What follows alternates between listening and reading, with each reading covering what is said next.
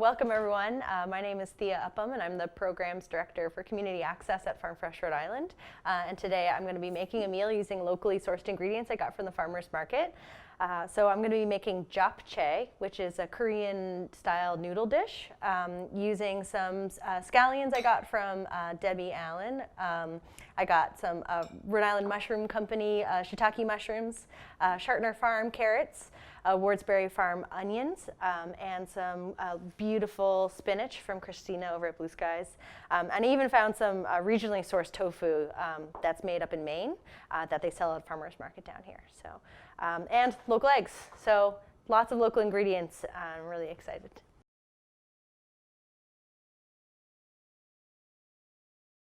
Farm Fresh Rhode Island is a 501c3 nonprofit that was started in 2004. Our mission is to grow a local food system that values the health, environment, and quality of life of all Rhode Island growers and eaters. So we're really trying to take a systems level look at everyone that participates in the food system and trying to make sure that everyone has access to fresh, healthy, locally, honestly sourced ingredients.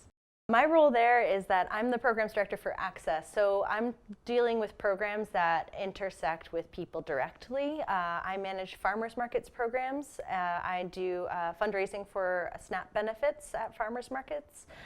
We do nutrition education programs at farmers markets, and we do some nutrition education in schools and trying to connect farms into schools called Farm to School Efforts.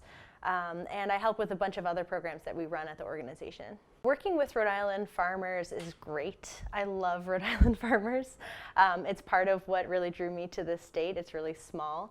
It's really great seeing the diverse variety of farms that we have in Rhode Island.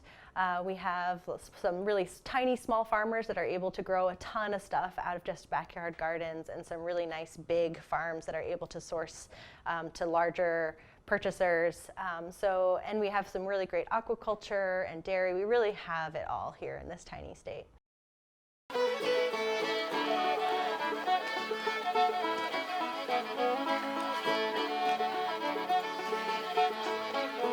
My name is Catherine Fodiatis. I serve as the market manager for Coastal Growers Farmers Market here at Casey Farm. I've been asked to speak about what farm to table means to me. One, it means that it gives farmers an opportunity to have a direct connection to consumers in which they grow their locally produced food, bring it to a market, and then consumers can come to the market and then bring it right home, fresh to their table, and create a meal. When you shop at the supermarket, most produce you're going to get at a supermarket is a couple of weeks old. It's either coming from California, Florida, Mexico, Argentina, Canada, or even farther. And so that has traveled a long way, has a big environmental footprint to it.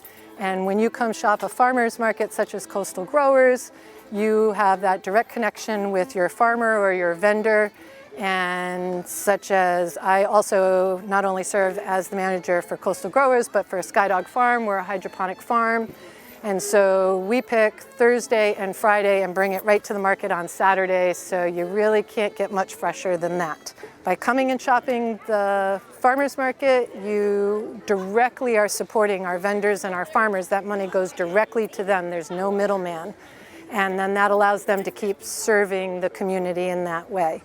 And by having a strong farmers market, it really acts as a cornerstone or a food hub that is very important to a community, because we all need food and we all need to, the more local it is, the smaller footprint that we have on our environment, and we all need our environment so that we can keep growing food and being healthy ourselves. So I'm just going to cut up the carrots to get put in the stir fry. So do a little julienne.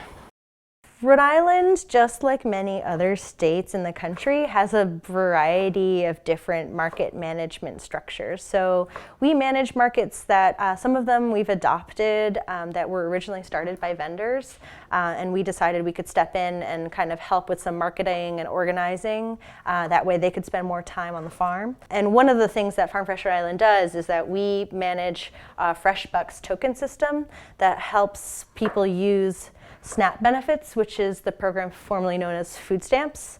And so we help farmers markets accept food stamps through a token system that we run at the market. I'm just going to cut up the onion into little strips too, so that way I can throw it into my stir fry after. There's all sorts of outreach from a variety of venues trying to connect people to their farmers.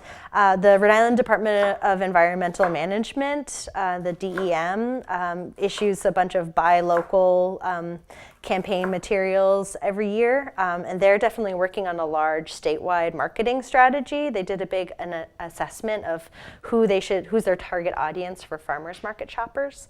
And so there's all sorts of, lots of little independent efforts. Some of the stuff that we do too is trying to educate kids early on about farming and local food and making that choice. Trying not to stigmatize and say if you don't do that it's not bad, but we do some work with kids too, because definitely they're the next generation. We got to make sure that they know to remember to shop local. Having an onion moment.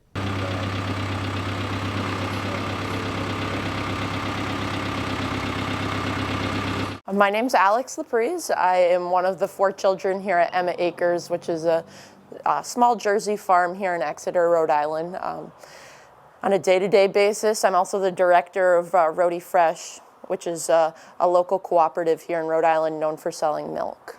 So Rhody Fresh started back in 2004. A group of 5 local dairy farmers started.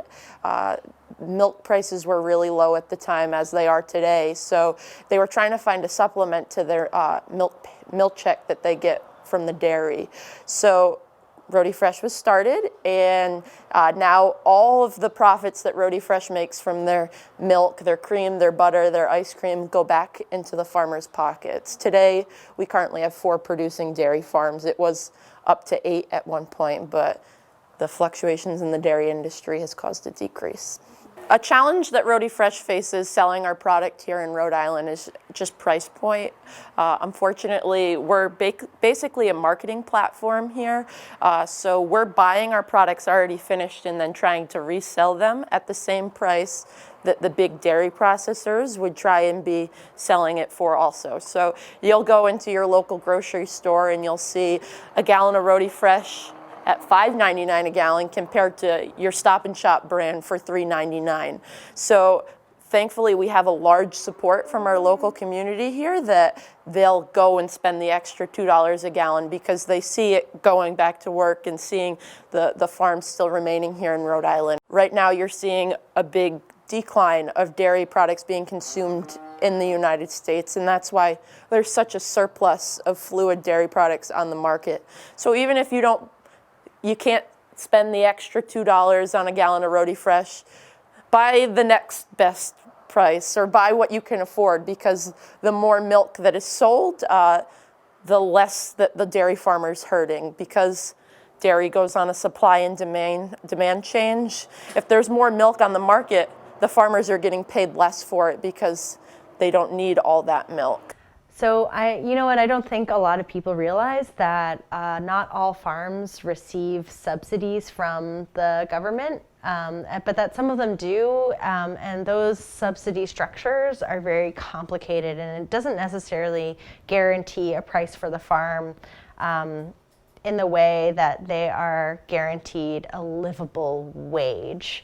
They have a fixed price that they can pretty much estimate, but some of those prices have been fixed from a long time ago. Things change, and it's really complicated. And one thing that I found really surprising was the fact that much of the food that we eat is considered a specialty crop according to the USDA.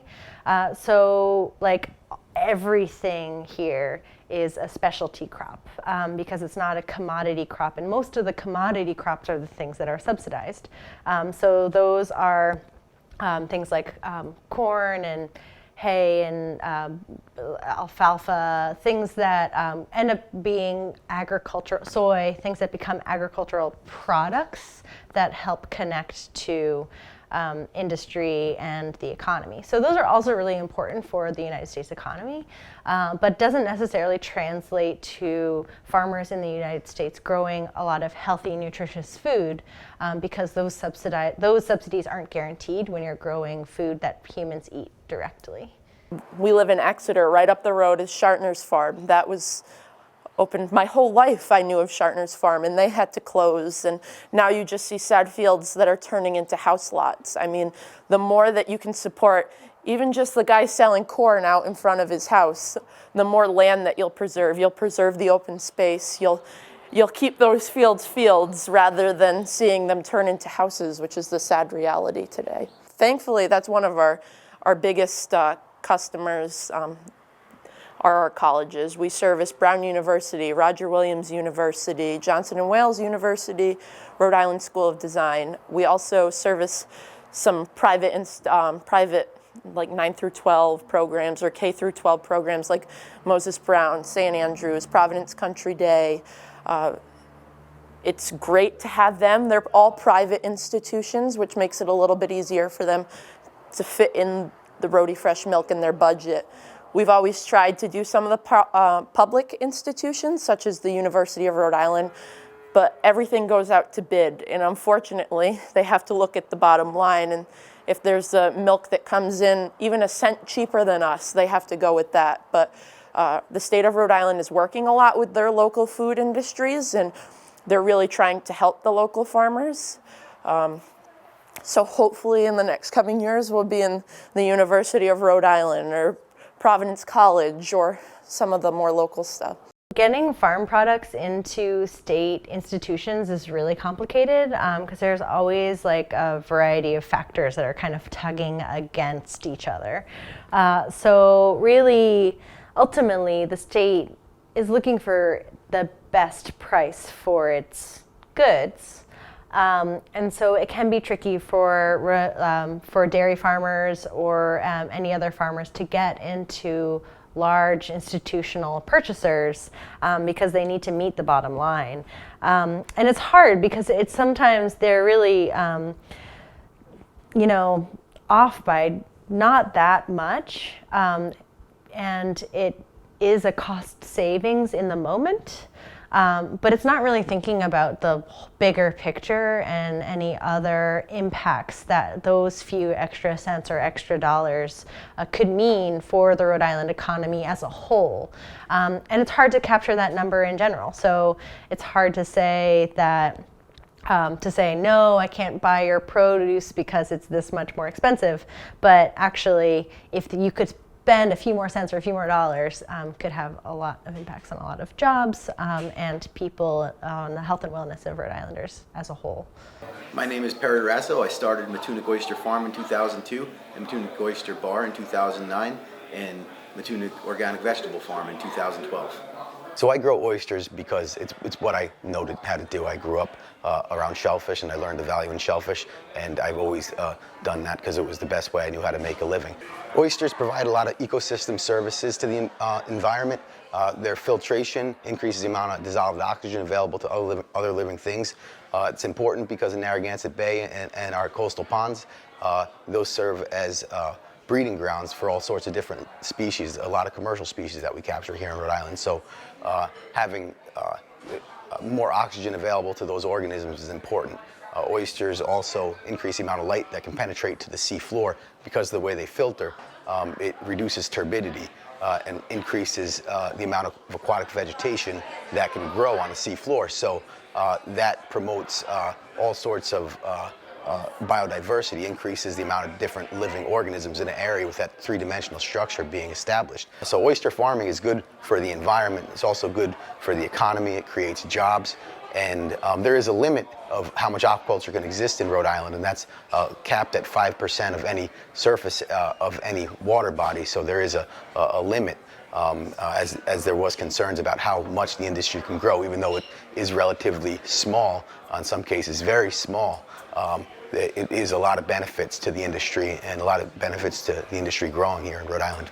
The reason I started Matunic Organic Vegetable Farm is because I when I opened the restaurant, I wanted to do it with a farm to plate theme, but everybody has a farm to plate theme. You have to have a farm to plate theme if you want to, stay in business, in my estimation. So I realized that first summer being open in 2009 that it wasn't enough produce available locally. A lot of people that are growing local produce are selling it at the farmers markets, and so in order to be able to provide the guests with a better product, a more local, a fresher product, we would have to grow that. And so that's why I started the vegetable farm. And we didn't get an organic certification right off the bat. I figured it's local and it's produced organically, and I was afraid of the process of applying for organic certification, but it turned out it wasn't that difficult. And I didn't realize how much people really valued that certification. And since we were using the organic practices anyway, it really wasn't a difficult thing to get the certification. To me, farm to table is a formula for success. Something I do because I feel that's the best way to create the best restaurant. And our goal, as ridiculous as it sounds, it's to be the best restaurant in the world. So in order for us to do that, we have to provide the guests with the best experience. I think farm to table makes for a successful business model for many people, because I think customers are starting to realize where their food comes from. And so I think that it helps make it's a form of prestige, I think, for a restaurant to say that they offer farm-to-table cooking and are connected to their food sources, especially because there's a lot of increased awareness about some of the injustices in the food system. And so to know that you're choosing some food with some values, I think, is important to customers. I think organic farming is it's an easy way for people to understand some forms of the health benefits or like holistic benefits to agriculture. And it's nice to have a certification process around that. So that way they know that they're not eating things with lots of additional chemicals.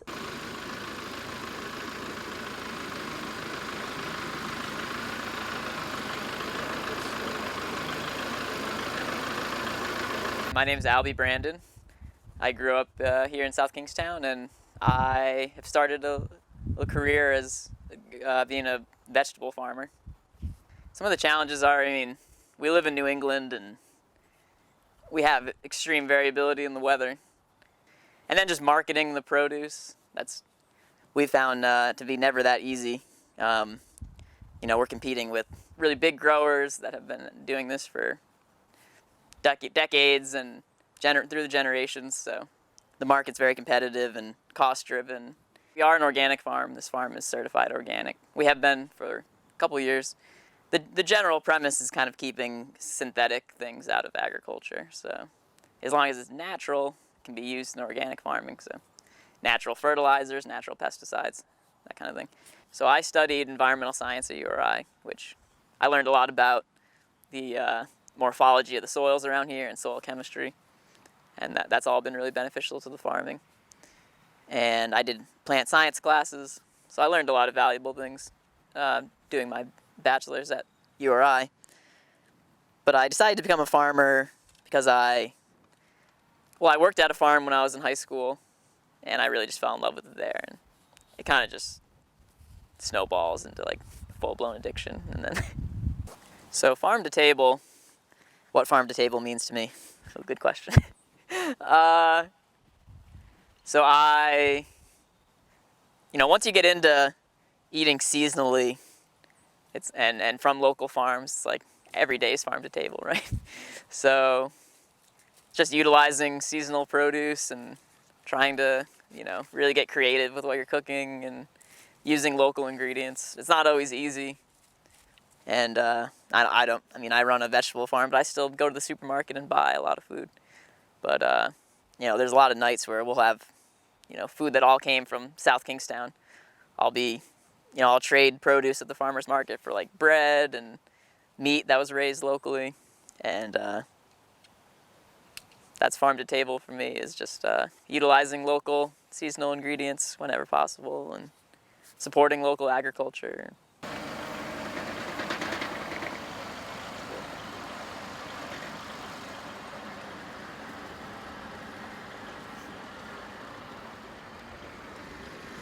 farm to table means so many different things to so many different peoples. Isn't really a definition. To me, it definitely means connections between me and my food. So I choose to eat farm to table a lot because I like to try to have those connections. To me, farm to table doesn't really mean eating just what's grown here in the Rhode Island state borders.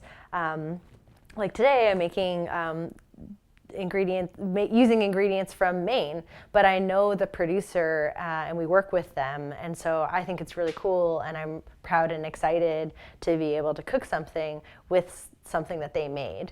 And so to me, farm to table is more than just grown in Rhode Island. It's about that human connection.